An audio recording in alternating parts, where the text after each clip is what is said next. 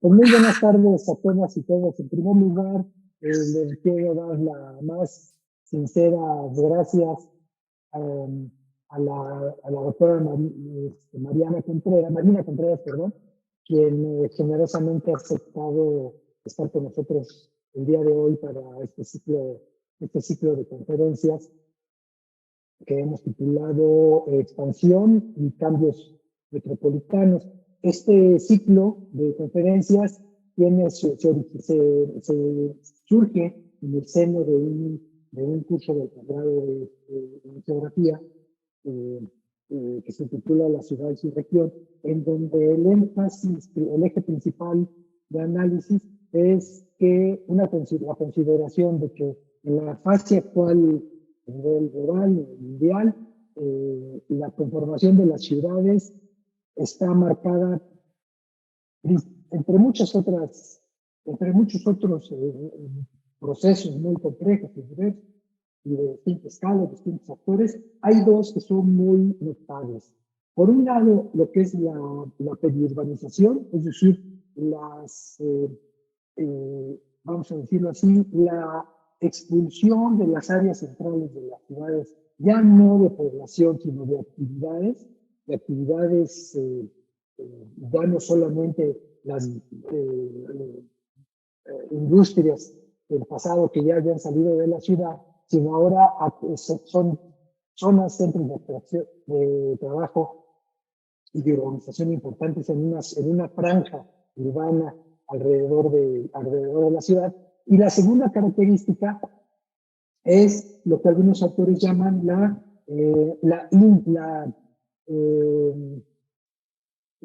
el crecimiento intraurbano, es decir, volcarse el énfasis tanto de la planeación como de las actividades económicas de la población, volcarse hacia el interior de las ciudades, no hacia cualquier parte, sino a lugares estratégicos en términos de infraestructura, de accesibilidad, de acceso a distintos equipamientos, lo cual les ahorra a los promotores que hacen esta inversión, les facilita estos entornos proveedores de los servicios típicamente urbanos. Entonces, por un lado, expansión periurbana y por otro lado, crecimiento hacia adentro de la ciudad. La primera sesión estuvo a cargo de la doctora Margarita Pérez Negrete, quien nos dio su charla sobre el caso del complejo comercial Santa Fe. En el día de hoy, la doctora Marina Contreras Salgado, que es investigadora de la Autónoma de Ciudad Juárez, ella nos va a presentar un trabajo muy que le ha llevado muchísimo tiempo de investigación, que es el de la vivienda deshabitada en México. Ella ha titulado su presentación Radiografía de la vivienda deshabitada en México, y pues bueno, le damos la más cordial bienvenida. Déjenme leerles algunas características de su semblanza, porque es muy amplio, pero aquí vamos a hacer una breve síntesis.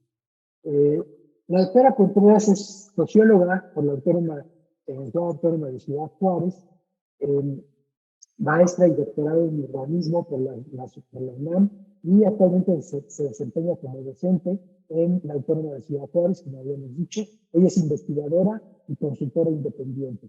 Asimismo, ha colaborado en proyectos sobre el valor del suelo, un factor que con ella seguramente nos hablará, un factor que es determinante en muchas de las localizaciones de estos procesos. Otro tema que también ella ha planteado es la percepción ciudadana de la inseguridad. Otro tema también fundamental, la habitabilidad y la pandemia COVID-19 y la vivienda deshabitada, la pobreza urbana, y así también ha colaborado en otros proyectos de participación ciudadana para preparar las intervenciones urbanas de distinto tipo. Sus líneas de investigación incluyen la desigualdad urbana, la frontera norte de México, la migración, la vivienda de interés social, movilidad y el urbanismo feminista. Ya en otra ocasión que podremos invitar Mariana para este tema que también es de interés del pueblo. Asimismo, también ella ha dedicado un buen tiempo con sus alumnos para revisar el diseño de metodologías, tanto cuanti como cualitativas, en la intervención urbana. Entonces, sin más trámite, yo le paso la palabra a la maestra Mariana y, bueno, muchas gracias, Mariana, y adelante. Gracias. Quiero reiterar nuevamente mis agradecimientos al doctor Delgado, al PUEC mismo por considerarme constantemente en estos espacios de discusión que resultan necesarios cuando estamos hablando de nuestros territorios. Voy a compartir mi pantalla. Ya está, ya se ve súper bien, man. Perfecto, Laila, mil gracias. Aquí sigo al pendiente escuchándolo. Si en algún momento se traba el audio, se traba la diapositiva, me hacen el llamado y nos tomamos las pausas necesarias.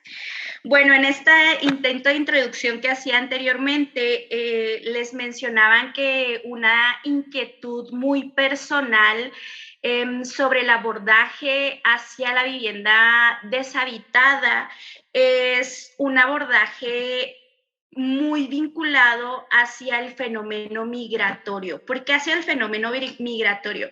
Bueno, el fenómeno de vivienda deshabitada en México ya ha sido trabajado desde el 2008 salían los primeros diagnósticos realizados por el maestro Evenschutz, por el doctor Boyles en su momento. Hablaban ya sobre la vivienda deshabitada y desde el 2010 ha habido un gran grupo de viviendólogos y estudiosos del fenómeno urbano por este fenómeno de vivienda deshabitada. Pero justamente una de las aproximaciones novedosas es su vínculo con el fenómeno migratorio, que no necesariamente se ha pensado como, como fenómenos convergentes.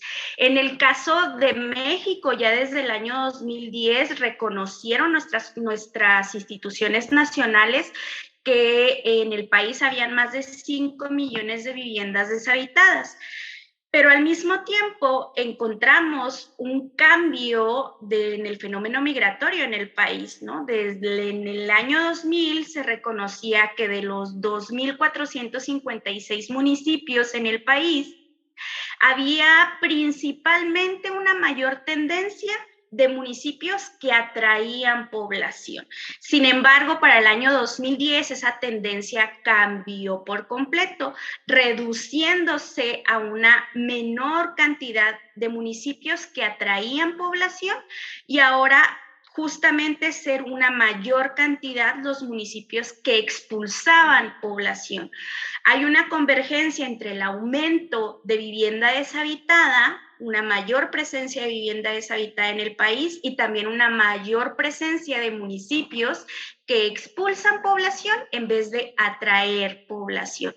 Y esto se puede ver representado también territorialmente en el país con las estadísticas que nos ofrece INEGI en el censo, una mayor presencia de municipios que anteriormente atraían población y que ahora expulsaban población.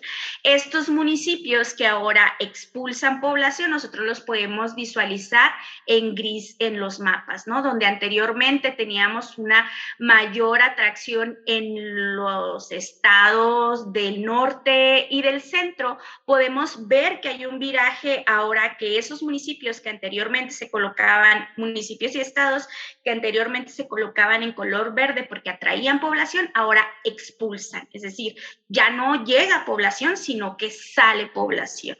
Desde el abordaje teórico hay una consideración muy importante que justamente es la teoría push-pull, que valora cuáles han sido algunos de los fenómenos que han atraído históricamente a la población, ¿no? Nos habla sobre la migración del campo a la ciudad, sobre la migración laboral, sobre la desigualdad de oportunidades de países periféricos o de territorios periféricos que dependen de territorios centrales y que al depender, pues justamente la población se desplaza por esa dependencia política y económica. Pero también hay otras causas históricas de atracción de población, una mayor demanda de fuerza de trabajo, la búsqueda de una libertad política, la búsqueda de oportunidades económicas y también el desarrollo o la existencia de redes sociales en determinados territorios. Y cuando hablamos de expulsión, en realidad han sido pocos los autores que han desarrollado este concepto. Saskia Sassen hace referencia al concepto de expulsión como aquel fenómeno que está caracterizado por empujar gente fuera, no solo del territorio, sino también de un orden social y económico. Y por otra parte tenemos a Luis Uniquel, que nos hablaba de esta migración en México acaecida a mitad del siglo pasado, justamente la migración del campo a la ciudad, y que hablaba de la expulsión como una fuerza de rechazo, ¿no? Entonces a mí me gusta hacer referencia justamente a la expulsión como un rechazo condicionado en un territorio dado, donde hay un grupo de población que por distintos factores puede o no causar desplazamiento fuera del territorio. Es decir, hay personas que por distintos factores son rechazadas de un territorio y a causa de este rechazo, algunos pueden salir y otros no pueden salir de ese territorio. Entonces hay responsabilidades no atribuibles a los expulsados. En este sentido, y haciendo referencia a cómo se manifiesta la atracción y la expulsión con el fenómeno de vivienda, me gustaría recordar cómo se ha creado vivienda en este país para responder tanto a la demanda, pero también justamente se ha hecho para generar oferta, ¿no? Tenemos vivienda que se ha creado en este país justamente porque hay territorios que se han expandido, como son las ciudades fronterizas, como son las grandes metrópolis de este país, pero también tenemos territorios que por visión política se han creado, como son las ciudades bicentenario, ¿no? Y que se pretende a partir de la creación de nueva vivienda generar oferta. Y no necesariamente en ambos sentidos pueden llegar a ser un éxito o un fracaso. Simplemente me gustaría mencionarlo como el vínculo que puede llegar a tener la creación de viviendas justamente con el fenómeno migratorio en el país. Se han creado nuevas ciudades en este sentido para generar se han creado viviendas justamente en la búsqueda de desarrollar nuevas ciudades o generar territorios con dinámicas completamente nuevas, y por el contrario ha habido fenómenos migratorios que han demandado una mayor cantidad de vivienda, como ha sido en las ciudades fronterizas. Tijuana, Ciudad Juárez son el caso perfecto asociado a ello. En el país, bien, cuando nosotros hablamos de vivienda deshabitada, tendríamos que considerar las estadísticas nacionales que se nos están presentando. La encuesta nacional de vivienda, el ENVI 2020, nos presenta que incluso la vivienda que no está deshabitada, la vivienda habitada, ya sigue presentando algunos problemas en su materialidad. Pero estas estadísticas que nos presenta de manera explícita son alrededor de la vivienda habitada. Las estadísticas reconocen que tenemos 35 millones de viviendas habitadas, particulares habitadas en el país. Sin embargo, estas estadísticas excluyen a los 6.15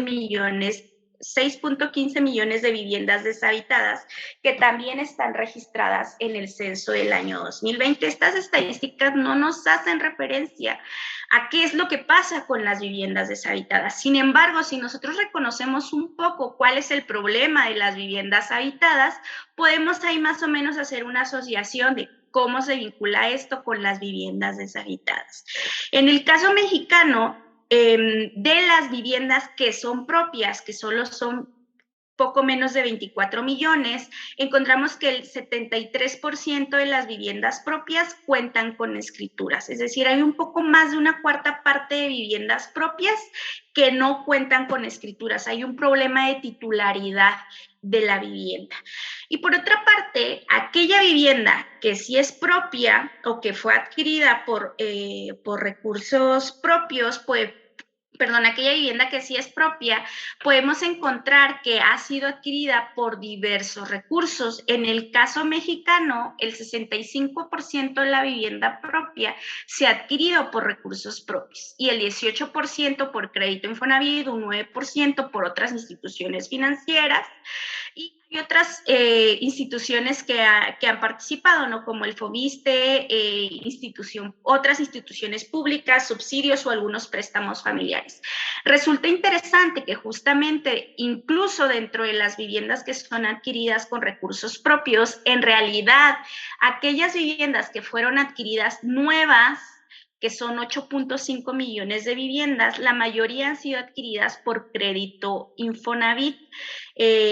Casi la mitad han sido adquiridas por crédito Infonavit, un 38% fue adquirida por recursos propios, 14% por una institución financiera privada y un 6% por crédito FOBISTE y un 9%, casi 10% por otras fuentes.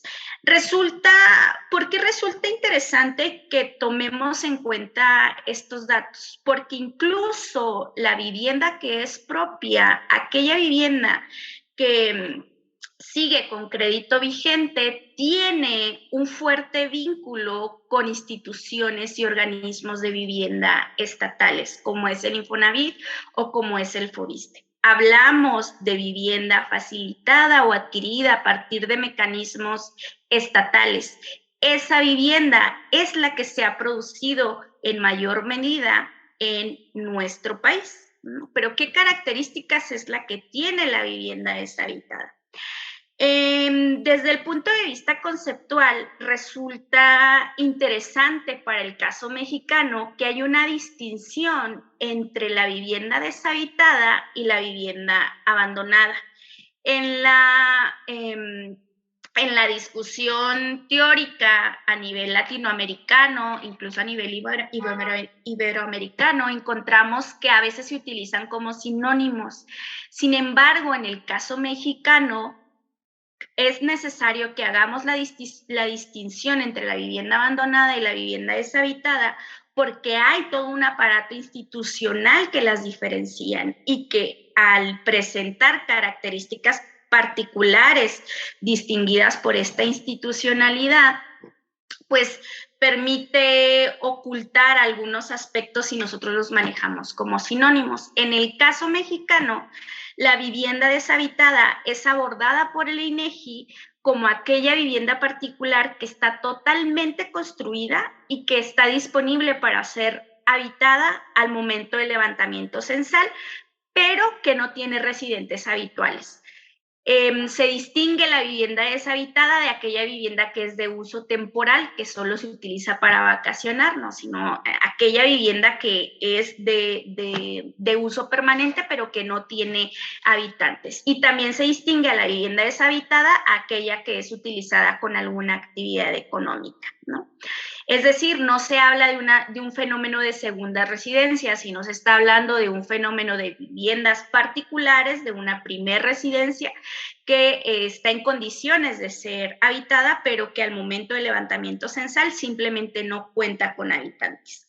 Nosotros, si nos damos un clavado en el desarrollo metodológico del INEGI, podemos observar que no se hace referencia a aquella vivienda a la cual llega y se toca una vez mientras se va a hacer el censo y que pues ya no hubo nadie, no me abrió nadie, se clasifica como deshabitada. No, hay todo un seguimiento metodológico para poder clasificar a una vivienda como deshabitada, donde efectivamente hay una supervisión, una corroboración, comprobación con los vecinos de que efectivamente es una vivienda que no tiene residente, ¿no? O sea, sí, metodológicamente está muy avalado esta categoría. Y en cambio, la vivienda abandonada es aquella, se hace referencia por el Infonavit y también por la Sociedad Hipotecaria Federal como aquellas viviendas que se encuentran en cartera vencida. La Comisión Nacional Bancaria y de Valores justamente reconoce que son aquellos créditos cuyos acreditados fueron declarados en concurso mercantil o bien como su principal o los intereses, tanto el crédito o los intereses, no hayan sido liquidados en los términos pactados al momento de adquirir un crédito. Es decir, cuando nosotros hablamos de vivienda abandonada, estamos hablando de una vivienda que fue adquirida mediante un crédito específicamente y que ese crédito pierde, la persona que adquirió el crédito pierde la posesión de ese crédito y por tanto la vivienda deja de ser suya. Entonces, cuando nosotros hablamos de la definición sobre vivienda deshabitada, vivienda abandonada, deberíamos de considerar una serie de factores que la distinguen a nivel conceptual. Efectivamente, una vivienda deshabitada, aquella que no tiene residentes, puede estar abandonada por haber caído en cartera vencida y al mismo tiempo pudo haber sido desalojada o pudo ser una vivienda que ahora se está recuperando, el crédito se está recuperando, se rehabilita la vivienda y se vuelve a subastar, pero todavía sigue sin tener habitantes en ese proceso de recuperación. Y por otra parte, podemos tener una vivienda que está habitada, pero al estar habitada, por no continuarse pagando, cae en cartera vencida y se sigue considerando como abandonada, pero sigue teniendo habitantes. O también hay una vivienda que tiene problemas de la titularidad de la vivienda, puede ser una vivienda que está invadida, es decir, sí tiene habitantes, pero sus ocupantes no tienen la titularidad de la vivienda. Y no hablamos de una vivienda intestada, ¿no? Sino de aquella que es ocupada por personas ajenas a los propietarios originales, ¿no? Entonces, cuando hacemos nosotros referencia a una vivienda abandonada, se hace referencia a su situación de pago. Y cuando hablamos de una vivienda deshabitada, se hace referencia a su uso, si tiene o no tiene residentes. Por eso, cuando hablamos de una vivienda abandonada, podemos estar haciendo referencia al mismo tiempo a una vivienda que está abandonada y que está deshabitada al mismo tiempo, ¿no? Pero o sea, ahí es una cuestión de tener más o menos claro la distinción, ¿no? Es un intento por tener una distinción conceptual. Debemos de tener en cuenta que entonces no todas las viviendas deshabitadas están en cartera vencida. Hay algunas viviendas que simplemente se dejan, pero se siguen pagando, incluso aunque estén en crédito.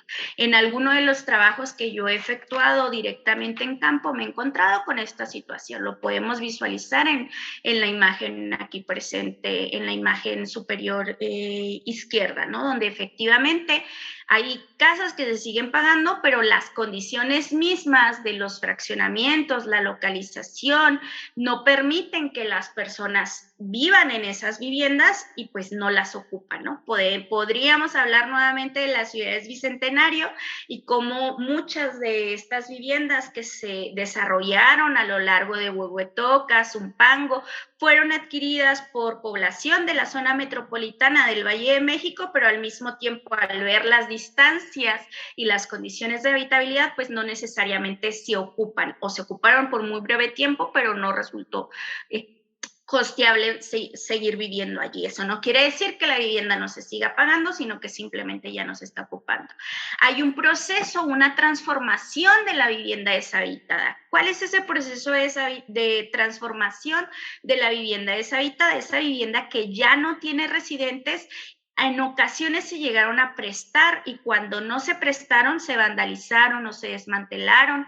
En algunos intentos de contención por los vecinos que sí se quedaron en estas colonias que se pasaron por un proceso de deshabitación, la vivienda se bloqueó, en otras ocasiones se invadió. En un muy reciente fenómeno se ha recuperado en el sentido, desde el punto de vista de las lógicas financieras, donde intervienen donde intervienen las instituciones bancarias, donde efectivamente se recupera la titularidad de la vivienda, se coloca como un nuevo producto en el mercado y se vuelve a ocupar formalmente. Hay una transformación donde se pasa de estar deshabitada a presentar algunos de los efectos que vamos a ver más adelante. Cuando hablamos de cartera vencida, estos datos no suelen estar presentes pues no suelen estar públicos en los documentos oficiales. Sin embargo, si nosotros nos vamos a mecanismos como acceso a la información, podemos obtener esta información. Una de las últimas actualizaciones que yo tuve a inicios del año 2020, justamente por acceso a la información, el Infonavit proporcionaba que justamente hubo una tendencia nacional desde el 2008 hasta el 2019, una tendencia creciente por el desarrollo de viviendas nuevas financiadas por el Infonavit. Y al mismo tiempo, a pesar de que esta tendencia es creciente, hay una tendencia inicialmente creciente, pero desde el año 2014 se sigue considerando como constante, ¿no? No desaparecen las viviendas que están en cartera vencida. Por un lado, se sigue desarrollando vivienda nueva y por otro lado, se continúa con una fuerte presencia de vivienda en cartera vencida, vivienda que no se puede seguir pagando a nivel nacional. Parece que hay ahí una contradicción, desde el 2008 se mantiene registro de esto, que por un lado hay una política nacional que apunta por el desarrollo cuantitativo, la creación masiva de viviendas en el país, pero al mismo tiempo ya se dejaba ver desde el 2008 un problema que distinguía que había viviendas que cayeron en créditos vencidos y que posteriormente derivaron en otros problemas como desalojos, desahucios, ¿no? Y rehabilitación, desmantelamiento, recuperación de vivienda, que es otro fenómeno constante. En el caso específico de Chihuahua, podemos observar que justamente la crisis de seguridad y las crisis económicas del 2008 y 2013 que estuvieron presentes en el Estado coinciden justamente con una disminución en la tendencia de creación de nuevas viviendas y un aumento de una mayor presencia de créditos vencidos de viviendas que ya no se podían pagar ahí. En el país hay una cantidad de matices dignos de analizar, desde desplazamientos forzados, producto de las condiciones de seguridad que hay en algunos territorios, como bien podríamos decir Michoacán, bien podríamos decir Tamaulipas, y que en este caso contamos con las estadísticas específicas del estado de Chihuahua, ¿no? Pero entonces, justamente cabe la oportunidad de indagar en todos estos matices en el país. Justamente con el desarrollo de la política nacional, vemos claramente cómo hay una correlación con un fenómeno que a nivel internacional es definido o aclarado por David Harvey como acumulación por desposesión, donde justamente hay un fenómeno en el cual se compra una casa relativamente en un mal estado por prácticamente nada, a poco precio, luego se vende a un precio exorbitante y si la familia llega a tener dificultades para satisfacer sus pagos, pierde su casa, ¿no? Al perder su casa, se estafa a las familias de bajos ingresos y se les desposee cualesquiera sean los ahorros que pudieran llegar a haber reunido. En el caso mexicano, nosotros hablamos de esta acumulación por desposesión porque justamente la vivienda que cae en cartera vencida y que después es una vivienda que se deshabita, justamente es una vivienda que costó muy poco producirse, que se vende a un precio con las lógicas de un mercado financiarizado, que cuenta con intereses y que al mismo tiempo, a pesar de que fue financiada con el ahorro de los trabajadores, se le inyectan intereses y posteriormente, al no poderse pagar por los precios exorbitantes, posteriormente sus familiares, los habitantes, tienen el riesgo de ya no poder pagar esa vivienda y terminan dejándola o pierden la titularidad de la vivienda. Además de perder la titularidad de la vivienda, pierden sus posibilidades de acceder bajo los organismos estatales a una vivienda propia. Hay una desposesión de los mecanismos de acceso, además de una desposesión del inmueble mismo, porque a pesar de que el Estado se niegue a reconocer la presencia justamente de fenómenos de desalojos, el desalojo ha estado presente tanto en viviendas de interés social como en viviendas particulares, ¿no? Justamente esta desposesión empobrece y descapitaliza a los mexicanos y a las personas que han perdido su propiedad. En el caso de las viviendas que cuentan con deuda pendiente, la encuesta nacional de vivienda nos dice que aquellas viviendas propias que fueron adquiridas por medio de un crédito, el 70% de las viviendas que fueron adquiridas por que fueron adquiridas por un crédito, cuentan con deuda pendiente en el Infonavit, un 8% en Foviste, un 16% en una institución financiera privada, un 2% otras instituciones públicas y un 4% deben a un préstamo familiar o amigo u otra persona. Hay deudas vigentes principalmente hacia los organismos estatales. Y cuando nosotros pensamos en esto, deberíamos también tener en cuenta aquellos datos que nos señala la ENVI, donde efectivamente las viviendas que fueron adquiridas por mecanismos proporcionados por el Infonavit y el Foviste son aquellas viviendas que siguen en un mayor porcentaje con una deuda vigente, es decir, son las que se pueden pagar en menor medida, contrario a aquellas viviendas que son adquiridas por un préstamo familiar o que son adquiridas incluso por una institución financiera privada. Es decir, que aquellas viviendas que están asociadas principalmente a la deuda son aquellas que se acceden por mecanismos públicos. Cuando nosotros pensamos en esto, deberíamos también considerar lo que nos menciona la ENVI con la asociación del crédito. Las personas que accedieron a una vivienda por crédito Infonavit tienen una mayor tendencia, un mayor deseo de mudarse y de dejar esa vivienda, contrario a aquellos que adquieren una vivienda por una institución financiera o una institución no lucrativa. Es decir, que aquellas personas que obtuvieron un crédito público de instituciones públicas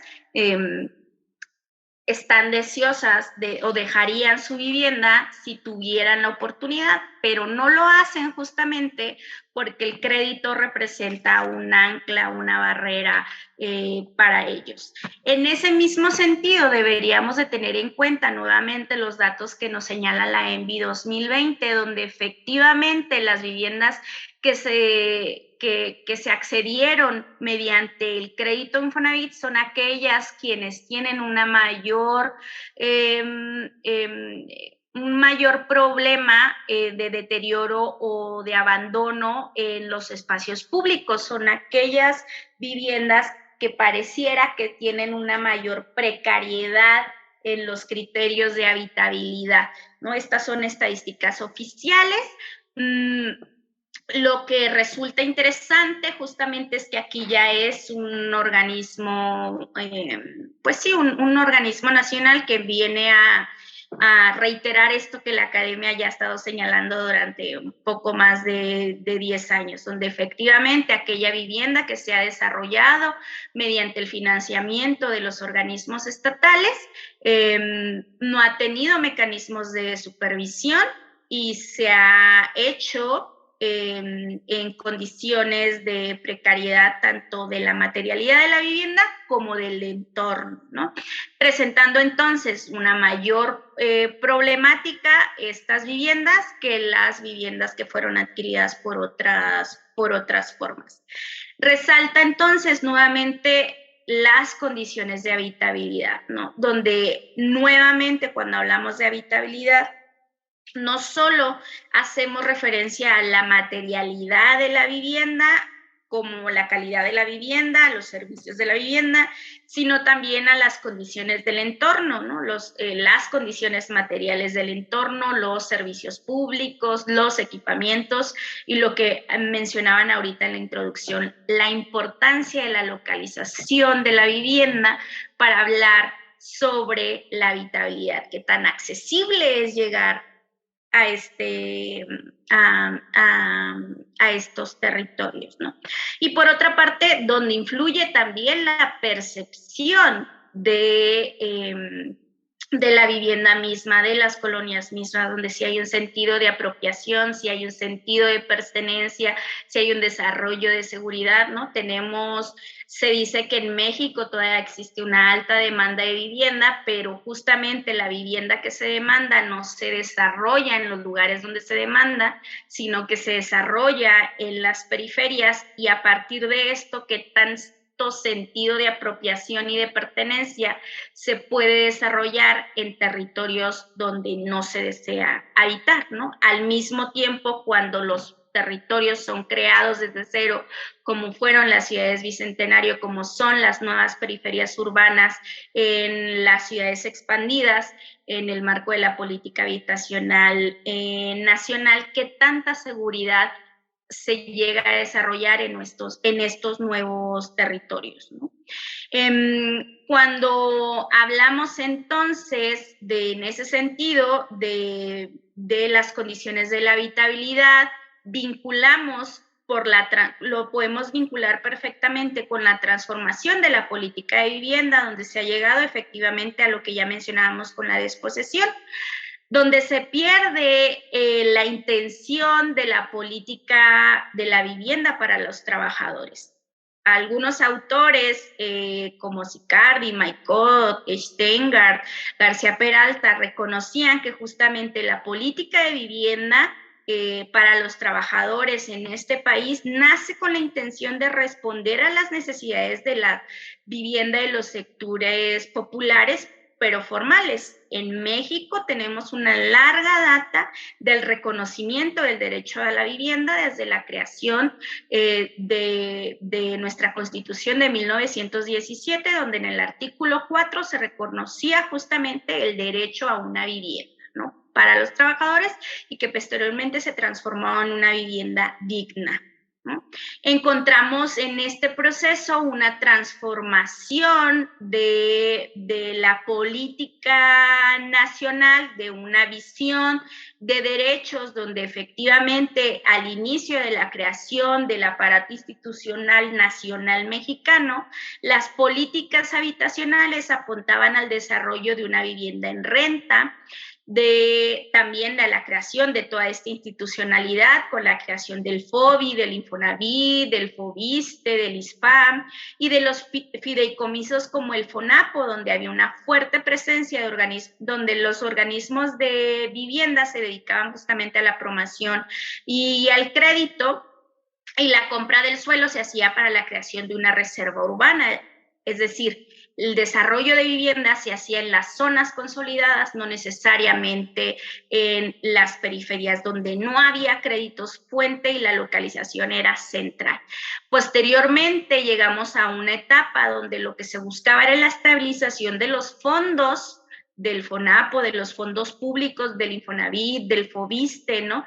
Donde ya no hay una visión de una política de vivienda en renta, donde se consolidan las constructoras del Infonavit y del FOBISTE y donde hay un debilitamiento del FONAPO mismo. Este debilitamiento va acompañado de las reformas al artículo 27 constitucional en 1992 y a la creación del Infonavit, de la ley del Infonavit, que reconoce la presencia de la figura crediticia. Justamente esta figura crediticia es la que permite a los desarrolladores el comprar territorios ejidales, periféricos, ser pagados por los créditos puente y estos desarrolladores ser los responsables de la construcción sin una supervisión intermedia. Y llegamos posteriormente al periodo de financiarización, que es el que todos nosotros ya conocemos, aquel que apremia, una vez establecidas las bases, el desarrollo de una mayor cantidad y no tanto una calidad, donde los organismos de vivienda se concentran en ser administradores de recursos y no en, supervisores del respeto a del derecho a la vivienda misma, ¿no? Sino que simplemente administran los recursos de los trabajadores, se sigue una fuerte presencia de un crédito puente, donde los desarrolladores son estos grandes inmobiliarias, estos grandes desarrolladores que justamente desarrollan sus viviendas en localizaciones periféricas en la búsqueda de la maximización de estas ganancias. A este último periodo que se da posterior al año 2000 es el que nosotros conocemos como el periodo de financiarización, ¿no? Este periodo de financiarización centra su valor de la vivienda en una visión financiera y no en una visión de derechos, como se hacía inicialmente en la política de vivienda. Encontramos a partir de esto una serie de efectos, una transformación en el territorio a partir de la expansión de las ciudades en las periferias, como la degradación urbana, una serie de resistencias por el derecho a la ciudad y nuevamente a pesar del fracaso o de ciertas manifestaciones del fracaso de la política habitacional nacional que buscaba cantidad y no calidad. A pesar de eso, surgen nuevas políticas que refinancian nuevamente la vivienda deshabitada y la tratan de colocar nuevamente como un insumo de mercado, ignorando los problemas anteriores.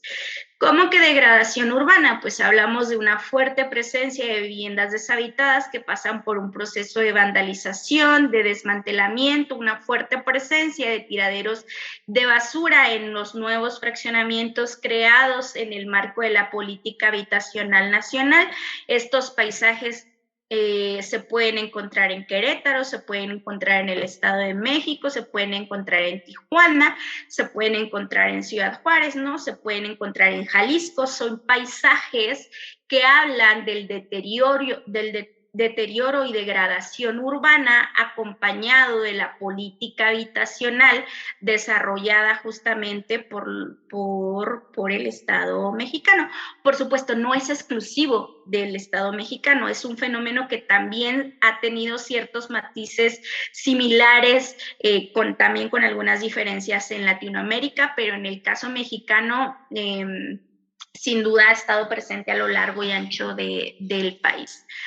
¿Qué otros efectos socioterritoriales ha tenido esta vivienda deshabitada? Justamente una vez que la vivienda se deshabitó y habiendo reconocido en el 2010 a nivel nacional que teníamos más de 5 millones de viviendas deshabitadas, no hablamos de territorios totalmente despoblados, hablamos de territorios en los cuales hubo un éxodo de población, viviendas que se ocuparon y que después se dejaron. Sin embargo, hubo quienes se quedaron en esos contextos y quienes tuvieron que convivir con el fenómeno de deshabitación trataron de resistirse a los efectos de la degradación urbana. ¿Cómo?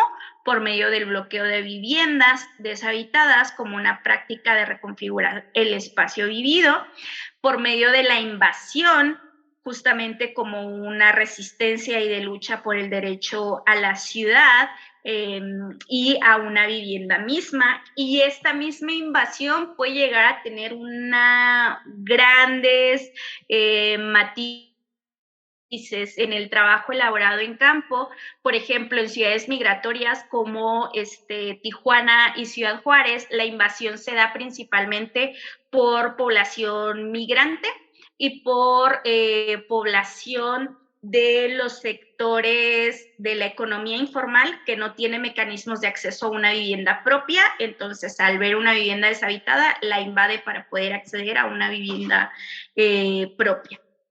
Pero en otros territorios, por ejemplo, estos pueden llegar a tener una intervención.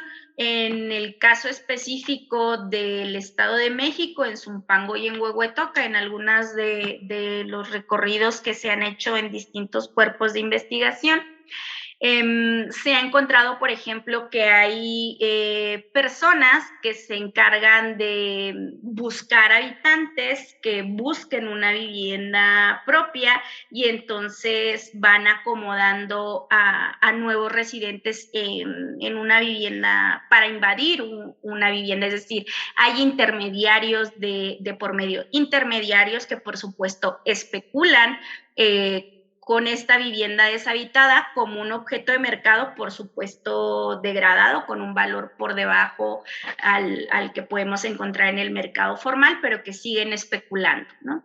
Y por otra parte, también tenemos un proceso de refinanciarización, donde hay una nueva asignación de crédito a viviendas en cartera vencida.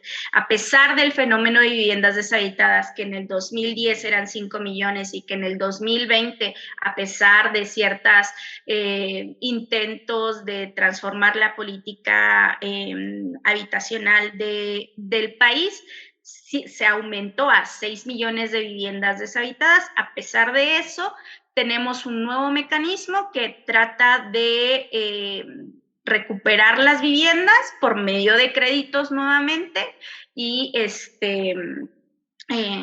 colocarlas en el mercado bajo las lógicas del mercado actual y no bajo las lógicas del mercado inicial.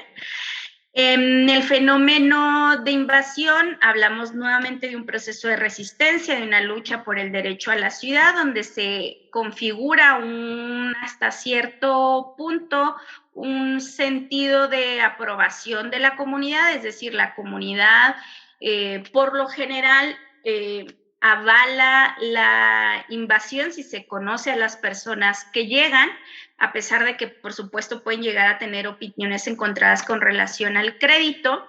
Sin embargo, las personas prefieren colonias habitadas que colonias deshabitadas, ¿no?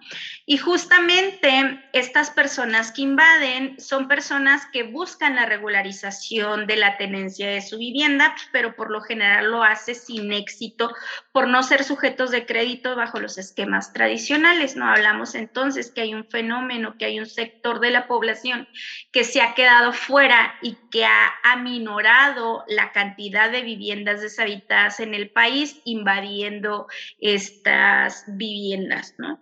Por supuesto, a pesar de que la invasión se dé, no hablamos de una dignificación de estas viviendas, sino tendríamos que discutir, por supuesto, qué es lo que tendría que pasar para que estas viviendas se conviertan en una vivienda digna. Pero al menos tratan de responder al derecho a la ciudad y al derecho a la vivienda en algún sentido. Y cuando hablamos de las viviendas recuperadas, encontramos, por ejemplo, nuevamente que las principales ciudades que tienen viviendas recuperadas son aquellas ciudades que presentaron una mayor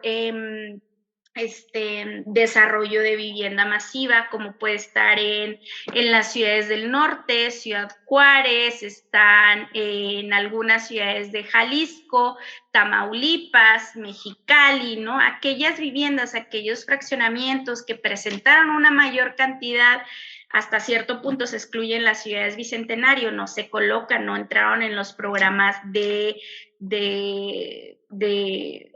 recuperación de vivienda. Encontramos que nuevamente estas viviendas pasan por un proceso de subasta. ¿Qué es este proceso de subasta?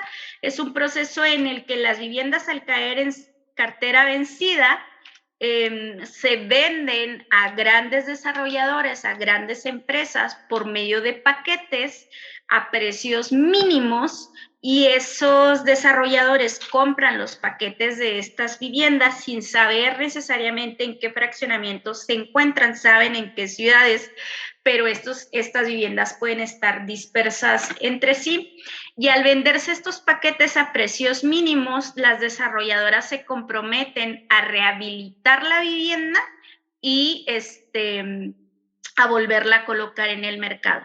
Sin embargo, esta política ha dejado de lado nuevamente los procesos de supervisión. ¿Cómo que los procesos de supervisión? Pues sí, resulta que esta vivienda, al momento de ser recuperada, hasta no tener un nuevo propietario, hasta no ser vendida, no se interviene. Es decir, en ese proceso continúa siendo como una vivienda deshabitada. Y una vez que tiene el nuevo propietario, no hay una institución que supervise que las intervenciones que desarrollaron los desarrolladores, que realizaron los desarrolladores, se hayan hecho con ciertos criterios de calidad. Es decir, nuevamente la política deja muchos huecos para la garantía de la calidad de la vivienda. Y por si fuera poco, se habla de un proceso de refinanciarización, porque aquella vivienda que se desarrolló a inicios del año 2000, 2008, 2005, 2010, que inicialmente tuvo un precio inicial de 200,000, de 150,000, de 300,000 pesos, ahora se está colocando, se está revendiendo en el proceso de recuperación con los precios del mercado de hoy, ¿no? Con unas viviendas que se están vendiendo en 800,000, 900,000, incluso 1,200,000 pesos, ¿no? Sin respetar los costos iniciales de la vivienda, ¿no? A pesar de que atravesaron por un proceso de subasta, y que en ese proceso de subasta se vendieron a precios todavía menores que los que les costó al Estado. Quienes asumieron las pérdidas fueron las personas que perdieron la titularidad de la vivienda, aquellos quienes pagaron parcialmente su crédito y después tuvieron que dejar el crédito. Al recuperar el crédito, la institución y los desarrolladores venden esa vivienda como nueva en el mercado actual a precios inflados, ¿no? Nuevamente, entonces hablamos de que no hay mecanismos de supervisión. Al momento de preguntar en distintos momentos sobre la percepción de la vivienda deshabitada, en el caso específico de Ciudad Juárez y de Chihuahua, incluso de Tijuana, la población tiene una percepción de inseguridad, de suciedad, de vandalismo, de peligro, de basura, miedo, delincuencia. Es decir, no hay una percepción positiva en torno a la vivienda deshabitada. En el proceso de degradación de la deshabitación encontramos que hay una vandalización y hay un desmantelamiento como un resultado de la degradación urbana de estas viviendas, que llegan a tener características deplorables para las personas que siguen viviendo en las colonias. Aquí podemos ver una vivienda habitada que converge con viviendas deshabitadas, que se convierten en polos de inseguridad y en polos de insalubridad, ¿no? Estas viviendas vandalizadas y desmanteladas pueden llegar a tener inicios de vandalismo, faltarles puertas y ventanas, acumular basura, acumular arena, maleza, por supuesto les faltan las instalaciones eléctricas, tuberías, daños en los muros, puertas y ventanas. Y justamente este desmantelamiento también es un proceso de resistencia económica donde las personas, no necesariamente habitantes de estas colonias, desmantelan las viviendas para vender los insumos de estas viviendas y poder tener un acceso a ciertos bienes económicos. Por lo general, este proceso de desmantelamiento no lo llevan a cabo los mismos vecinos, sino personas ajenas a los vecinos, ¿no? Porque pues, los vecinos no desean vivir en estos entornos deplorables. Justamente en un intento ya de resumir los aspectos de la vivienda deshabitada, resalta que esta vivienda deshabitada se ha convertido en un nuevo espacio social con el cual los habitantes tienen que convivir. Es decir, cuando hablamos de vivienda deshabitada, no solo estamos reconociendo que son espacios que tenían gente y que fueron dejados, sino estamos reconociendo o debemos de reconocer que hay personas que se quedan en esos espacios y que tienen que lidiar con esos espacios que estaban deshabitados, ¿no? Se convierten en un nuevo territorio, en un nuevo espacio social con el cual se tiene que convivir, ¿no? Hay una fuerte presencia de esta vivienda deshabitada en el país y esta justamente es una manifestación del fracaso de la política habitacional cuantitativista que indica que el problema de vivienda no es solo cuantitativo como se ha planteado en la política de vivienda en esta etapa de financiarización. Debemos señalar también que cada vivienda deshabitada representa a una familia desposeída de su patrimonio, en la cual con el tiempo el inmueble ha sufrido una serie de transformaciones que han impactado de forma diferenciada a los vecinos que continúan habitando este territorio. Es decir, cuando nosotros hablamos de viviendas deshabitadas, hablamos de aquellas viviendas que fueron terminadas, que fueron ocupadas hasta cierto punto, algunas de ellas, o la mayoría de ellas, pero terminaron dejándose, porque no respondían a las necesidades de sus habitantes. No estamos hablando de estas viviendas nuevas, recién terminadas, que nunca fueron ocupadas. Estamos hablando de aquellas viviendas que en algún momento tuvieron habitantes y que fueron dejadas, ¿no? ¿Por qué fueron dejadas? Por los distintos problemas que hemos hablado aquí, ¿no? Y hay otros problemas, por supuesto, podríamos hablar de los desplazamientos climáticos, podríamos retomar nuevamente el desplazamiento forzado interno, producto de las distintas corrientes de inseguridad en el territorio nacional. Podríamos hablar de los desplazamientos ocasionados de las crisis económicas, incluso el debilitamiento del campo mexicano, etcétera, etcétera, ¿no? Pero entonces, en ese sentido, surge una oportunidad urbana. ¿Cuál es la oportunidad urbana? ¿Cuál es el camino que podríamos seguir? Resulta necesario justamente desarrollar el vínculo que hay entre el fenómeno migratorio y sus manifestaciones con el territorio. Considerar este vínculo entre la migración y el territorio puede sumar, puede contribuir a abordar las causas y las consecuencias de la fluctuación de la población, así como tener otras aproximaciones de la realidad sociourbana que no hemos considerado en este problema socioterritorial. También cuando hablamos de una visión exclusivamente económica, deberíamos de reconocer que esta visión exclusivamente económica no ha propiciado el desarrollo de espacios seguros y habitables que sean garantes de derechos. Resulta coherente justamente a premiar el desarrollo de ciudades desde una perspectiva de los derechos como un eje rector. Aquí es cuando hablamos nuevamente de la importancia del desarrollo de mecanismos que respeten el derecho a la ciudad y los derechos, los DESCA, ¿no? Los derechos económicos, políticos, sociales y culturales que no se respetan en nuestros territorios, ¿no?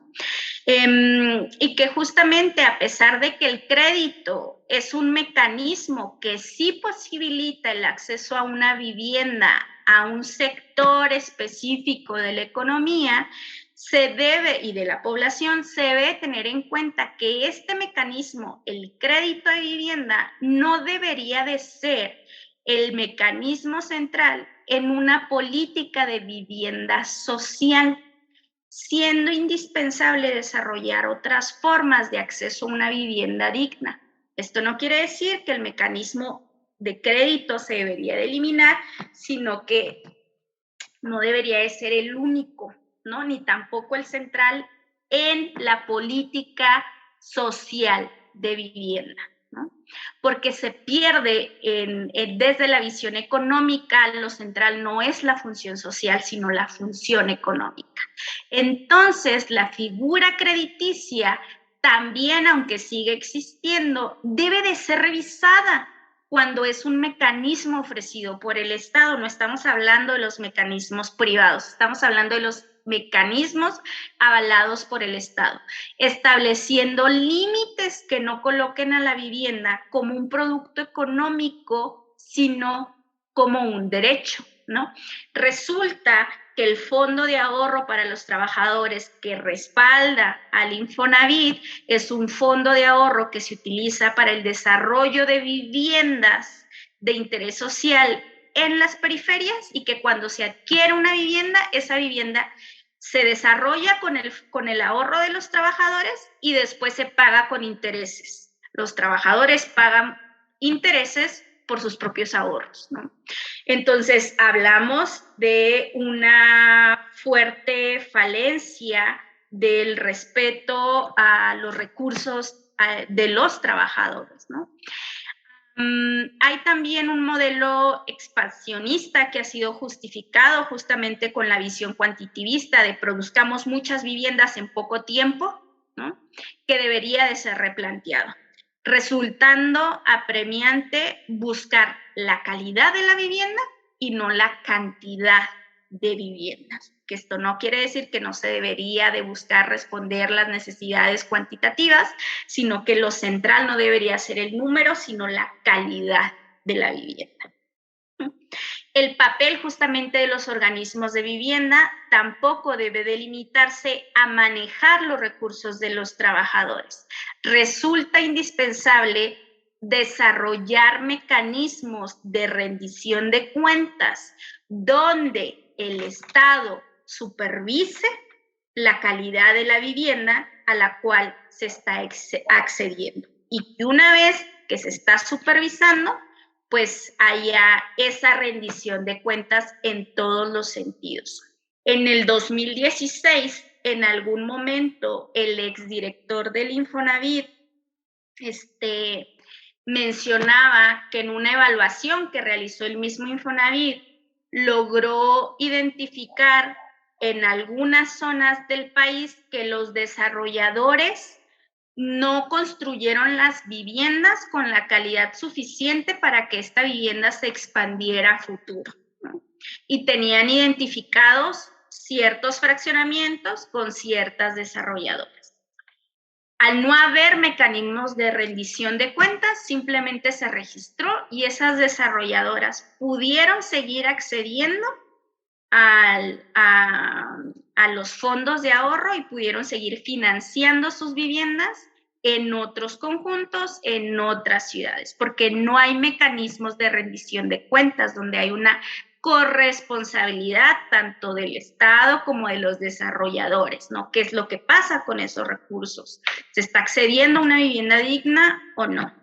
Y justamente también es responsabilidad del Estado planificar territorios justos y equitativos donde hay una oferta de vivienda para todos los grupos de población, población migrante, población originaria, incluso aquellos sectores de la economía o aquellos sectores de la población que no son personas activas de la economía. Hablamos de personas, por ejemplo, del derecho a la vivienda de las personas con discapacidad, muy poco se habla de aquellas personas que no son sujetos activos de la economía, cómo pueden acceder a una vivienda digna, cómo garantiza el Estado el acceso a una vivienda de aquellas personas que por alguna condición de discapacidad no es un sujeto activo de la economía, ¿no? ¿Qué pasa con ellos? No hay una política que les responda, ¿no? En ese tenor, justamente el mercado de vivienda debe también tener reglas claras, debiendo ser regulado en todo momento, ¿no? Estas son algunas de las notas que tenía inquietud por compartirles. Por supuesto, estoy más que abierta a recibir sus comentarios y sus dudas que podemos profundizar un poco más. Muchas gracias. Bien, muchas gracias, Sí, Marina. sí, Laila, Ya le doy la permíteme. palabra al doctor Delgado, que no había podido. No, adelante, Laila, tú adelante. Ok, no, pues muchísimas gracias por la exposición. Creo que fue súper clara y sobre todo muy detallada con estos aspectos que a veces pueden resultar ser sinónimos que no lo son. La explicación que das, por ejemplo, de vivienda abandonada, vivienda deshabitada, de los distintos, digamos, características que tienen a partir de la financiarización de la vivienda, las problemáticas que hay alrededor de eso. Inclusive me atrevería a decir un poco también con toda esta burbuja inmobiliaria que está sucediendo en prácticamente todo el país. Y bueno, nada más como un poco como cuestión introductoria para darle la palabra a nuestros asistentes. Parece que Ricardo Cruz Castilla tiene la mano levantada. Le voy a dar la palabra. Si quieres, lo que podemos hacer, Marina, es tenemos 2, 3 intervenciones por parte de nuestros asistentes, de nuestros oyentes, y ya eso te va a permitir, por si hay algunas preguntas que de pronto estén como relacionadas. Y estoy teniendo problemas para activar el audio. Ahí está. Adelante, Ricardo. Bueno, muchas gracias, doctora. En su opinión, ¿usted cree que hubo una falta de regulación? Sí, tal vez también regulación, control y supervisión del Estado que ocasionó que viviéramos este tipo de situaciones en estos predios, como usted lo dijo, Huehuetoca, Ciudad Juárez, todos estos que realmente no eran habitables. Gracias. Me parece que apuntábamos unas o voy contestando una por una. Sí, apuntamos unas. Sigue Adilén Bueno Aguilar. Adelante, Adilén. Sí, buenas tardes, gracias. Primero, muchas gracias por la presentación, estuvo muy interesante y creo que fue muy esclarecedora respecto a cómo solemos ver la vivienda deshabitada, ¿no? Esta diferenciación entre deshabitada y abandonada, y creo que la mayoría de las personas no tenemos un dimensionamiento correcto de qué tan grave es este problema en México, ¿no? En cuanto a política de vivienda. Entonces, en este sentido, a mí me llama la atención preguntarte de los estudios de campo que has podido realizar, más o menos cuánta vivienda o qué proporción de la vivienda en estos fraccionamientos sigue habitada con respecto a la deshabitada, para darnos una idea más bien también de pues los efectos sociales, ¿no? que podría tener esto en la población que sigue, pues me gustó mucho cómo lo planteaste, incluso como como una reacción de resistencia, ¿no? O sea, de resistencia y de derecho a la ciudad. Y por otro, también te quería preguntar específicamente si toda esta información que nos mostraste, que justo fue mucha y fueron muchos datos, y sí hay mucho que viene en la ENVI, pero hay otras cosas que fueron más como elaboración tuya, si hay algún artículo o alguna fuente en la que podamos revisarlo a mayor detalle y con un poquito más de calma. Y eso sería toda mi parte. Gracias. Y por último, hay alguien aquí que no tiene su nombre. Igual vamos a agradecerle que se presente. Adelante. Ya, yo creo que soy yo. Perdón, soy Montserrat, no cambié el nombre de usuario. Bueno, yo solamente, felicitar a la presentadora, creo que fue muy clara toda la información y también hacia el final me gusta mucho cómo se queda una puerta abierta a poder analizar los problemas de la ciudad de manera integral, porque este problema de la vivienda, que bien nos comenta la doctora, también va de la mano de un problema de acceso al trabajo, de un problema del trabajo como el único mecanismo de acceso a una vivienda formal, y muchos problemas de movilidad urbana, ¿no? Porque mucha gente que no habita esas viviendas que se quedan solas es porque está lejos del trabajo, es porque está lejos de las áreas centrales. Entonces, me parece muy interesante y quería pues plantear solamente una pregunta, si ella dentro de su análisis hay alguna como una línea que hable de la movilidad urbana y de esta parte como de resolución de un problema que fuera de la mano. Y pues nada, solamente eso y muchísimas felicidades. Gracias por su seminario. Gracias. Voy a proceder a responder estas preguntas antes de que se me vayan las ideas. Con relación a la primera pregunta que planteaban sobre mi opinión, donde sí, efectivamente hay una falta de regulación, control o supervisión del Estado, con los problemas desarrollados en torno a estos nuevos conjuntos habitacionales, que ahorita ya no son tan nuevos, pero finalmente tienen 20 años, ¿no? Efectivamente, creo que ha habido una falta de regulación, de control y de supervisión, y el problema es que a pesar de que la nueva política, que sí ha habido una transformación del Infonavit en los últimos 3 años, hay un intento de modificar la política de vivienda, donde se han tratado de crear otros mecanismos de acceso, la figura que sigue sin aparecer es la figura de rendición de cuentas.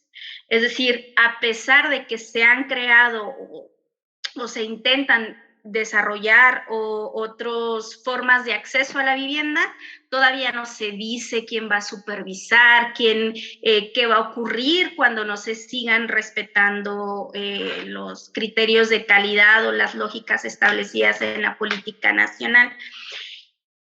Ya se demostró las estadísticas nacionales, no lo digo solo yo, o sea, es algo que ya ha estado demostrado en distintas investigaciones que se han hecho a nivel nacional sobre la calidad de la vivienda en México, que efectivamente no ha habido una regulación, un control, una supervisión de parte del Estado, y resulta crítico que aún así sigue sin aparecer esta figura en las modificaciones de la 4T en esta nueva política habitacional que está tratando de desarrollar. Eso en la primera, ¿no? En la segunda, sobre la diferencia conceptual que planteaban como comentario, bueno, a mí me gusta señalar esta diferencia conceptual pues sí, por lo que implica para México, porque finalmente no es algo en lo que prestemos mucha atención. Sin embargo, a pesar de que es importante, no es lo central. O sea, me gusta señalarlo porque debemos de tenerlo en cuenta. Una vez que nosotros lo entendemos, podemos identificar los matices que puede llegar a tener la vivienda deshabitada. Podemos entender las particularidades y profundizar un poco más en el problema de la vivienda deshabitada en México. Hay vivienda que está deshabitada y que se sigue pagando, y hay vivienda que está deshabitada y que ya no se pudo pagar, ¿no? Entonces ahí profundizamos un poco en el problema. Como fuentes oficiales, hay muy pocas fuentes oficiales sobre la vivienda deshabitada. Mucho de las estadísticas es información que yo estuve procesando durante 5 años por parte de mi investigación doctoral, y entonces pasé por mucho consultas de acceso a la información durante 5 años, y son documentos que yo ahí tengo de acceso a la información. Algunos están publicados en mi tesis doctoral, pues ahí están los documentos. Otros están disponibles en algunos artículos que tengo con libros con la doctora Sicardi en el Instituto de Investigaciones Sociales. Y otra información puede llegar a estar disponible hace el año pasado, o sea, que publiqué un artículo en la revista Infonavit sobre la ENVI, donde hago un cruce de esta información que también es construida sobre bases que nos proporcionaron de la ENVI sobre el papel de los créditos. Cuando hablo de las viviendas, que las personas que accedían a créditos y que querían dejar estas viviendas habiendo accedido a los créditos, es información que se encuentran en esos artículos, y otras, pues a lo mejor si me haces llegar un correíto, te puedo facilitar los oficios sin ningún problema. Se supone que cada oficio que uno hace consulta en acceso a la información, si uno pone el número de oficio en acceso a la información, pues es público para las demás personas, ¿no? Pero pues yo aquí tengo algunos oficios, igual algunos los puedo hacer llegar y otros pues sí están disponibles en la ENVI. Otra información que puede estar muy interesante sobre el papel de la vivienda pues está en evaluación de las condiciones de habitabilidad, de así viven los mexicanos, que realizó la doctora Sicardi, aunque esos son del año 2015. Los más recientes, pues por ahí tengo yo algunos, ¿no? Sobre la última pregunta que nos hacía Montserrat, iniciando por el comentario de que efectivamente no solo el problema de la vivienda, pensar como en la materialidad de la vivienda, sino como un problema complejo asociado a otros problemas o a otros fenómenos como el empleo, ¿no? A las condiciones de accesibilidad, etcétera. Efectivamente, a mí me gusta pensarlo no solo como un problema integral, sino como un problema complejo que llega a tener sus matices en el territorio nacional. En el caso mexicano, efectivamente hay un fuerte vínculo del desarrollo de la vivienda con el papel del trabajo, ¿no? Es decir, las ciudades bicentenarios se crearon bajo el argumento de que una vez que se desarrolle vivienda masiva, la gente va a llegar a trabajar allí, ¿no? Y luego tenemos las ciudades fronterizas como Tijuana y Ciudad Juárez, donde se trajo mucha población del sur y del campo a la ciudad, porque no solo llegó, los gobiernos locales los llevaron a esas ciudades, ¿no?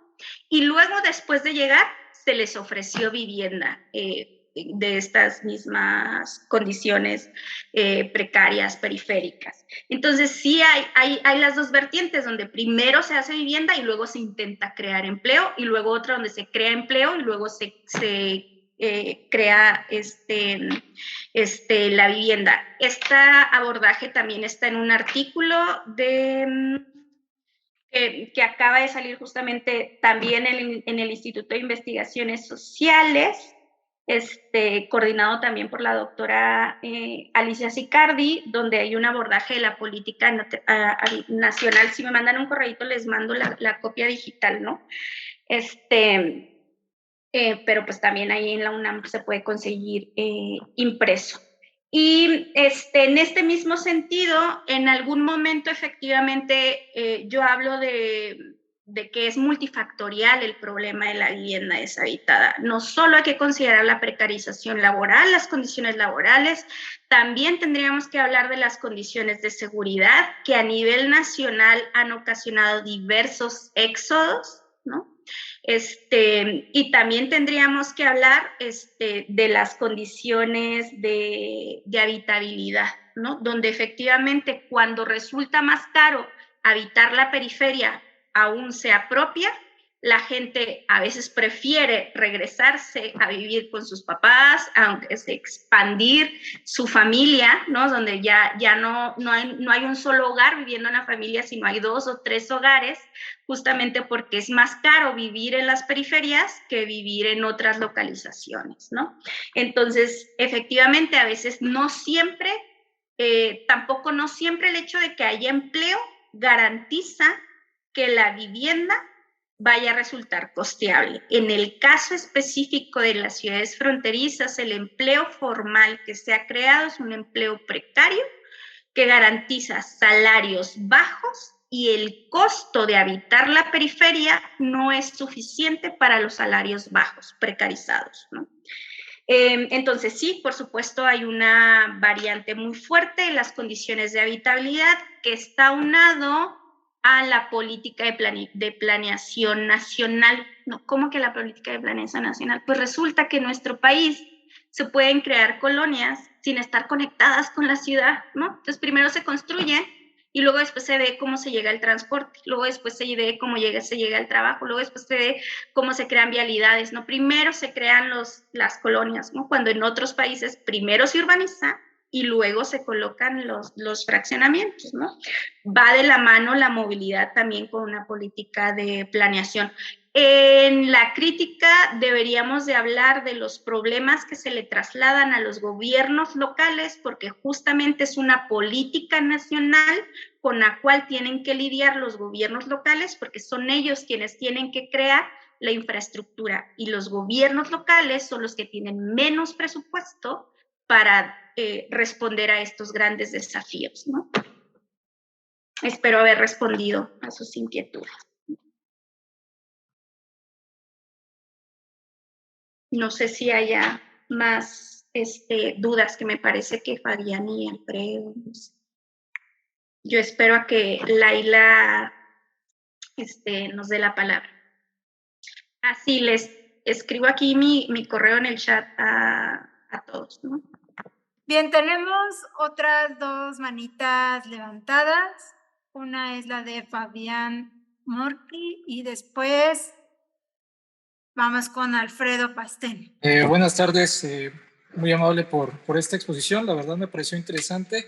Yo estoy haciendo mi tesis en relación a las zonas de riesgo y precisamente hablo un poco de las reubicaciones que se hicieron en Tabasco en 2007 por la cuestión de la inundación, específicamente un fraccionamiento. Y sí me gustaría preguntarle aquí a la ponente, ¿se ha considerado en su investigación que estas viviendas deshabitadas pueden ser una posible solución a todas aquellas personas que habitan en zona de riesgo y que no se encuentren considerados dentro de los créditos que otorga el gobierno como una población vulnerable? Porque hasta con eso, hace rato hablaban de la Política Nacional de Vivienda y precisamente consideran como grupos vulnerables a ciertos determinados grupos, pero no a los que están en zonas de riesgo. Y bueno, me parecería interesante saber su opinión con relación a esto. Adelante, Alfredo. Gracias. Buenas tardes. Pues antes que nada, pues nuevamente felicitar a la ponente, a la doctora Marina, y también hacerle una serie de preguntas. Fíjese que me genera bastante curiosidad la parte conceptual que usted maneja, precisamente porque a partir de ahí viene la cuestión de los datos, ¿no? Lo que construye INEGI e Infonavit. Mi primera pregunta sería dirigida a que si usted ha encontrado una relación espacial, es decir, que confluye o se excluye, donde se encuentra la vivienda vandalizada o abandonada y donde está aquella deshabitada, es decir, que se encuentra con buenas condiciones de habitabilidad, pero al momento del censo pues no había nadie que pudiera dar datos, porque mucho he encontrado un poco de literatura que precisamente pues no hay una manera de poder decir que uno u otro de los fenómenos se encuentran relacionados, pero usted ha estado en campo y pues me llama la atención mucho si usted ha podido identificar igual algún tipo de relación. Y la otra es que si usted también ha encontrado algún tipo de evidencia en donde la vivienda deshabitada se concentra en mayor medida en algún tipo de asentamiento tradicional o histórico.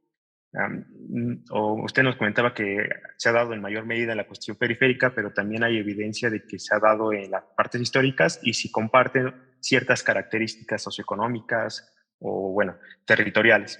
Y finalmente, ¿qué característica debería tener una política pública para recuperar el número de viviendas deshabitadas? No necesariamente las vandalizadas o las abandonadas, sino las que tienen dueño y que de una u otra manera pues no la han decidido rentar y que la tienen desocupada y que esto pues ha generado algún tipo de deterioro en la cuestión ambiental o medioambiental de la parte urbana. Y bueno, pues muchas gracias y serían todas mis preguntas. Hay una última mano levantada, es de Ricardo Cruz. Ya, perdón. Entonces, es que en esta disertación que estaba tomando la doctora, entonces el problema es de habitabilidad de esas viviendas. No hay una solución para estas viviendas, o sea, no hay un reuso de estas viviendas hasta que haya un desarrollo urbano de esa zona. Es cuando puede volver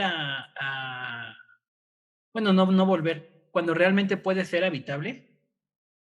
O sea, no hay una solución para estas viviendas en este momento. Oye, es que estoy apuntando las preguntas bien porque espero poder responder satisfactoriamente a sus intervenciones. Primero, Fabián nos hablaba sobre el papel de las zonas de riesgo.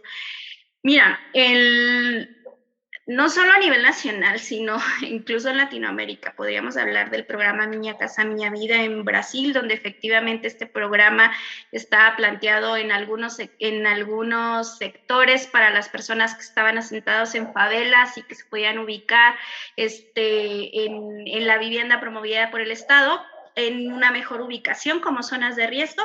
En el caso mexicano podríamos reconocer que efectivamente esta vivienda deshabitada podría ser una respuesta para la población que no cuenta con acceso a una vivienda. Pero no solo deberíamos de mencionar a aquellas personas que son relocalizadas por haber habitado zonas de riesgo. Podríamos hablar nuevamente de la población vulnerable por condiciones de migración. En las zonas fronterizas ahorita tenemos un fuerte fenómeno de población migrante itinerante que está varado en los puentes fronterizos justamente por los cambios de la política internacional, y podríamos hablar de otros fenómenos. El problema en sí mismo es que incluso estas viviendas que están deshabitadas tendrían que analizarse si no se encuentran en zonas de riesgo. Es decir, se ha demostrado que algunas colonias que cuentan con viviendas deshabitadas se encuentran en zonas de riesgo. Entonces, imagínate relocalizar a personas que fueron víctimas de algún evento natural, ¿no? Y que los relocalizas a zonas que pues no cuentan con las condiciones necesarias, ¿no? Porque no hubo los estudios técnicos necesarios para garantizar que estas viviendas desarrollen en las condiciones necesarias, ¿no? Por supuesto, esto no sucede en todas las colonias, sin embargo, si hay ciertas evaluaciones donde efectivamente se garantice que estas viviendas deshabitadas están en territorios óptimos, por supuesto debería de ser un mecanismo viable para algo que se puede hacer con las viviendas deshabitadas. Me gustaría como señalar que en Latinoamérica ha habido respuestas hasta cierto punto extremas. Por ejemplo, en el caso de Argentina, la crítica ha sido incluso hasta demoler, ¿no? Los fraccionamientos, que se ha dicho, es que la vivienda deshabitada está tan en mal estado que mejor demolamos. O sea, esa es la respuesta que en algunos sectores estableció. En el caso mexicano, estamos hablando de que no es vivienda realizada por el sector privado, es que es vivienda que se realizó con los recursos de los trabajadores en muchas de las ocasiones, no en todo, no toda la vivienda deshabitada, ¿no? Pero en esos casos estaríamos reconociendo nuevamente que hubo un problema, que se utilizó los recursos de los trabajadores, que no se buscaron responsables y que se demuele y que no hay soluciones ante eso posiblemente de forma inmediata. Para el caso mexicano, hablaría y lo vincularía un poco más con la pregunta que planteaba Ricardo sobre si el problema es solo las condiciones de habitabilidad y si la respuesta debería ser inmediata. El problema de la vivienda deshabitada en realidad es tan complejo que necesita diferentes intervenciones. Cuando hablamos de la vivienda periférica, sí hablamos de la necesidad de pensar en en generar territorios habitables, ¿no? Con condiciones de habitabilidad, que eso implica un vínculo con nuevos centros urbanos, es decir, no zonas aisladas de todos los insumos y bienes que las ciudades o las centralidades pueden ofrecer. Hablamos de la necesidad de consolidar los territorios, y la consolidación no se logra en el corto plazo, se puede lograr en un mediano plazo, ¿no? Sin embargo, sí es algo a lo cual se debería de apuntar. Esa consolidación implica la nueva ocupación de las viviendas, y los nuevos habitantes no necesariamente tendrían que ser los mismos. Nosotros tendríamos que pensar, y las ciencias sociales nos los han dicho, la importancia que tiene la mixtura social para que la cohesión social se dé, ¿no? Que no hablemos de territorios marginados, donde solo hay enclaves empobrecidos, sino que tengamos población de distintas condiciones socioterritoriales. Eso puede ser población que viene, que adquirió su vivienda por haber sido relocalizado por zonas de riesgo, población que viene del campo, población de estratos medios y de estratos altos, ¿no? Etcétera, etcétera. O sea, no solo la población tradicional a la cual ha sido dirigida, ¿no? Que son trabajadores formales de las clases bajas, ¿no? Y con las preguntas que hacía Alfredo, sobre si hay una relación espacial entre la vivienda vandalizada y la vivienda deshabitada, documentada, sí tengo algunos trabajos. En mayor desarrollo lo puedes encontrar en mi tesis doctoral, que está disponible en Tesis UNAM, pero hay algunas publicaciones que tengo, pero son como, pues las publicaciones siempre son más cortas, ¿no? La tesis tiene ya toda la correlación espacial, donde efectivamente se habla de este vínculo de una mayor presencia de vandalización y de vandalización en las zonas donde hay más zonas deshabitadas. Contrario a los territorios donde hay viviendas invadidas, hay una menor presencia de vandalización y también una menor presencia de tiraderos a cielo abierto, de tiraderos de basura a cielo abierto, ¿no? Entonces sí hay por ahí estudios territoriales. El asunto con la tesis es que estos estudios territoriales son realizados exclusivamente en Ciudad Juárez, ¿no? Estas correlaciones espaciales. Mis exploraciones de campo, en los cuales he llegado a profundizar sobre estas aproximaciones, pues también podríamos hablar que sucede de manera similar en Tijuana, sucede de manera similar en Zumpango y en Huehuetoca, ¿no? Que son otras de las exploraciones que he hecho. Pero documentado, Ciudad Juárez, en la tesis es donde lo puedes encontrar, ¿no?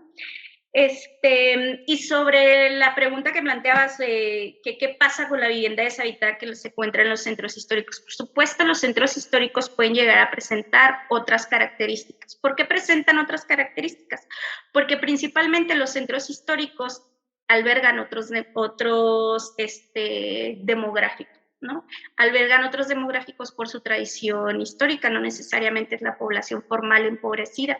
Por lo general es una población más envejecida o una clase media. No en todos los territorios, no todos los centros históricos del país son iguales, pero la importancia que tienen los centros históricos y lo que lo distingue de estas otras viviendas deshabitadas de las que nosotros estamos hablando es que los centros históricos llegan a presentar una mejor localización. Al ser centros históricos y por su papel histórico, tienen una mayor conectividad, una mayor accesibilidad, tienen un mayor acceso a servicios, aunque por supuesto por su condición histórica la materialidad de los inmuebles puede llegar a ser precario, ¿no? Por el envejecimiento de estos inmuebles, por lo cual sigue necesitando una rehabilitación, una intervención de manera directa. Sin embargo, la vivienda deshabitada en los centros históricos se diferencia principalmente en su localización, ¿no? ¿Representa una gran oportunidad? Sí, representa una gran oportunidad. Debería de pensarse en cómo los centros históricos ya tienen una ventaja de localización,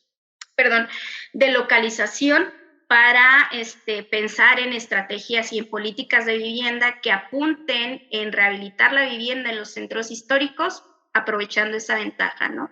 Pero no solo en una vivienda con las lógicas de mercado actual, porque, o sea, hemos visto en algunos centros históricos que se revitalizan la vivienda central, pero luego se gentrifica, ¿no? Entonces tiene que haber una regulación de las políticas y de las intervenciones, unas estrategias claras que garanticen un acceso a la vivienda equitativo, ¿no? Con justicia social, donde no tenemos por qué excluir a las clases altas en todo momento, sino se debe garantizar una mixtura social. Y cuando plantea Alfredo qué características debería de tener una política de vivienda para responder a la vivienda deshabitada, primero que nada creo que se debería de considerar los diagnósticos ya existentes, ¿no? ¿Cómo a los diagnósticos ya existentes? Pues si no se espera que la nueva vivienda que se esté realizando nos siga bajo las mismas lógicas, se debe pensar en las condiciones de habitabilidad, se debe pensar en los límites y las características de los créditos que se están otorgando, a qué personas se le está permitiendo el acceso y a qué personas se están dejando fuera. La política de vivienda debería de pensarse desde una visión, como ya lo planteamos en la ronda anterior, en la ronda de preguntas anterior, desde una visión más integral, ¿no? La gente que ocupa una vivienda no solo ocupa esa vivienda como una ciudad dormitorio, demanda trabajo, demanda servicios, demanda vida social, y en ese sentido se debe pensar en condiciones de habitabilidad, pensar la vivienda más allá del inmueble, pero también siendo necesario desarrollar mecanismos que avalen cuáles son los criterios materiales de la vivienda, ¿no? Porque, por otro lado, la política nacional establece como ciertos subsidios, ¿no? Te dicen, no, es que la vivienda es mínima y entonces se plantea como una vivienda futuro y te dicen, pues es que nada más con que tenga muros de bloc, que no tenga techo de lámina y piso de cemento, ya es una vivienda de mejores condiciones. No, o sea, las condiciones materiales te deben de llevar a cómo quieres expandir la vivienda, para cuántas personas tendría que ser, cuál es el tamaño del lote, ¿no? O sea, cuál es la composición de la familia mexicana, del territorio donde se está desarrollando, cuáles son los hábitos de uso de ciertos espacios.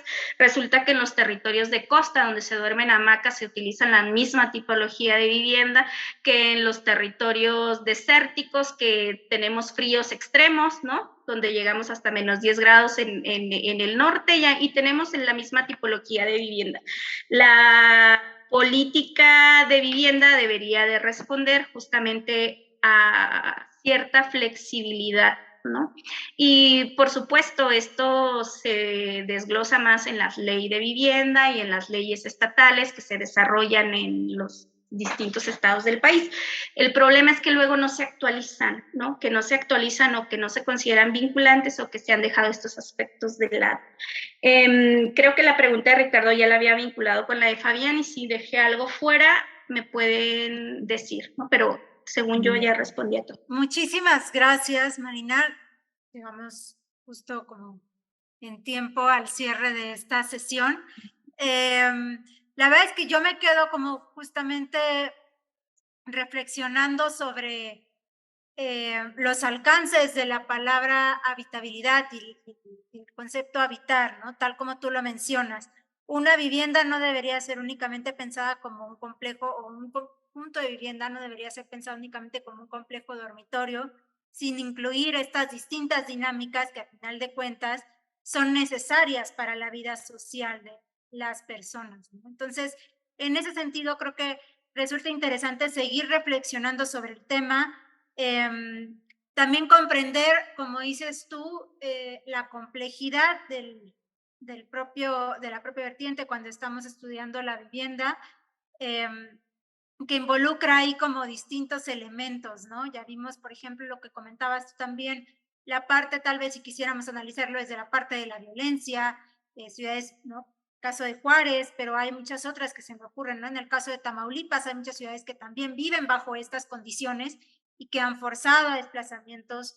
Pero también, como dices tú, creo que un tema como muy actual tiene que ver con los procesos migratorios que se viven, quisiera creer yo, también tanto en el norte del país, en la frontera norte, pero también en ciertas partes de la frontera sur. Supongo que ahí con sus distintos matices, pero que resulta también importante ponerlos mesa, porque creo que lejos de volverse más chiquitos, se van a volver problemas aún más amplios, con todo el contexto que estamos viviendo en términos migratorios aquí en México, ¿no? migraciones que no solamente tienen que ver con otros países de América Latina, sino también de otros perfiles que están en esa frontera norte. ¿Qué sucede con esa población que se queda ahí como en un interno? ¿Qué sucede con la vivienda? ¿Qué es lo que se está logrando solucionar, también todo este tema, o queda un poco al aire, ¿no? Entonces, estoy segura que tendremos otro espacio para seguir conversando contigo. Sería interesante también conversarlo en una especie de conversatorio para ver cómo desde otros puntos, por supuesto, desde tu perspectiva y desde quienes han trabajado también la migración, cómo podemos ir cruzando y concretizando esta perspectiva. Pero bueno, nada más que agradecerte y sobre todo reconocer todo el trabajo que has hecho durante muchísimo tiempo. Desde que te conozco, sé que has estado muy comprometida con el tema, entonces es un gusto escucharte y ver realmente todo lo que conoces y cómo nos lo puedes facilitar para quienes no trabajamos el tema de vivienda. Pues bueno, nada más eso. Muchísimas gracias, Marina, en nombre del PUEC, por esta presentación. Creo que el doctor Delgado también quiere comentar algo más. Gracias, Laila. Gracias, Laila. Oye, pues yo también, Marina, muchas gracias por la contribución. Como ya se han dicho, creo que ya difícilmente puedo agregar algo. Pero yo sí quisiera un comentario relativamente importante respecto a esta parte, a esta disyuntiva que en algún momento, o al inicio ya de la conversación entre los asistentes y tú, que consiste en decir, bueno, ¿qué es primero? ¿Construir vivienda esperando que después lleguen los empleos? ¿O al revés, primero se construyen los sitios de empleo y después la vivienda? Esto fue, déjenme comentarles que fue un debate muy intenso en los años 70, sobre todo en Estados Unidos, quienes fueron los que antes que nosotros empezaron a vivir la construcción masiva de vivienda. Claro, no a este descaro como fue de la vivienda chatarra que nosotros tuvimos aquí en México. Allá era otro tipo de vivienda, pero la disyuntiva era la misma. ¿Qué va primero? Bueno, ese debate es un debate ya superado, porque, por dos cuestiones básicamente. A la construcción masiva de vivienda en la periferia no llegó nunca el empleo que se requería, ni tampoco los servicios, ni tampoco el transporte, y podríamos decir, gracias a tu intervención, ni el derecho a la ciudad, ¿no? Porque prácticamente esto, en nuestro caso es clarísimo que el derecho a la ciudad les importó nada a quienes construyeron y a quienes autorizaron la construcción allá en la periferia. Pero por otro lado, quienes pueden cambiar fácilmente de residencia para decir, bueno, ya se abrió una nueva fuente de empleo en tal lado, pues cambio de casa, vendo la que yo tengo y me cambio. Pues no, resulta que esa facilidad pues solamente la tienen las clases adineradas.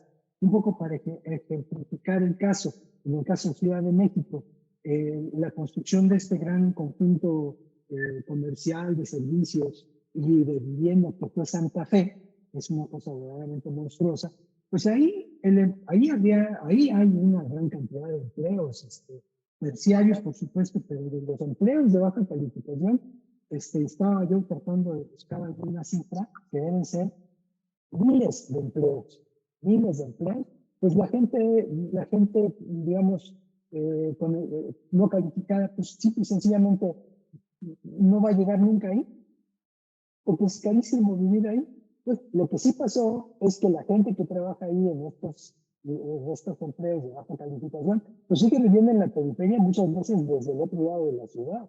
Entonces lo que pasó es que se incrementó el costo de transporte, tanto en tiempo como en calidad, para la gente que lo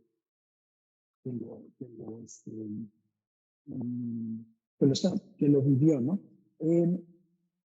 Esto, si ustedes quieren consultar, en la literatura hay dos factores que son básicos, aunque hay que tener cuidado porque ellos están hablando del contexto norteamericano, que es Giuliano y Robert Cervero. ahorita les voy a compartir aquí en el chat, les voy a compartir una búsqueda rápida que hice aquí sobre el tema. Aquí lo pueden buscar. Bueno, aquí está. Si ustedes lo ven aquí, hay una cantidad de publicaciones al respecto. Entonces, ¿qué fue? Digamos, ¿qué podemos sacar como conclusión? Que este desfase, así se le conoció en Estados Unidos, en aquella época, el famoso mismatch, es decir, no hay ajuste entre vivienda y empleo. Este desajuste, hay dos dificultades estructurales, por decirlo así. El primero, que ya cada vez es más complejo, es el de la diversidad de la modalidad de las familias. Una política de construcción masiva de vivienda tipo la que hacemos aquí, pues supone que hay una tipología masiva de familias, ¿no? Que nos cuesta hacer 30,000 viviendas con dos habitaciones o con una habitación. Y eso ya no hay, ya no hay concordancia con la realidad. La cantidad de, digamos, las familias convencionales, papá, mamá, hijos, pues cada vez es, yo no he visto las estadísticas recientes, pero ya no es nada, ya no es una modalidad mayoritaria, ¿no? Tenemos ahora familias monoparentales, tenemos ahora personas que viven solas, personas que viven de la tercera edad, y para no hablar de las familias en los sectores populares, en donde habitan en una misma vivienda, habitan dos familias, ¿no? Los padres y los hijos, y algunas veces también hasta la tercera generación. Entonces, pensar el problema de la vivienda únicamente en términos de modelo de construcción arquitectónica, y que las imágenes que tú nos has proyectado verdaderamente son una vergüenza para una sociedad que se dice civilizada, ¿no? Entonces, ese tipo de solución no, vamos a ponerlo entre comillas, no va a resolver el problema de la vivienda que hace falta. Y esto, perdón que no noté quién preguntó, entonces, ¿qué se puede hacer con esas viviendas? Y tú lo respondiste verdaderamente sin más trámite. Son viviendas chatarra que ni siquiera vale la pena reconstruir porque son chatarra. Entonces, esto es un buen ejemplo también de lo que Schumpeter, el economista del siglo pasado, le llamó destrucción creativa. Es decir, en una economía de mercado se llega a producir algo, ¿no? En este caso vivienda, que no está regida por el criterio de la ganancia, por el valor de cambio, no por el valor de uso. La vivienda es para vivir, es para desarrollar. Como tú lo dijiste muy bien, no quiero repetir porque no podría repetir lo que tú lo dijiste exactamente como está. La vivienda no es un cascarón para meterse ahí, para encerrarlo, sino es un lugar para desarrollarse como persona. Entonces, en una economía de mercado no hay espacio para propuestas, no hay espacio para propuestas de uso en estos circuitos de financiamiento, incluso público, ¿no? Pues ya lo vimos lo que pasó con el financiamiento público. Sí lo hay, en cambio, en otras experiencias de grupos sociales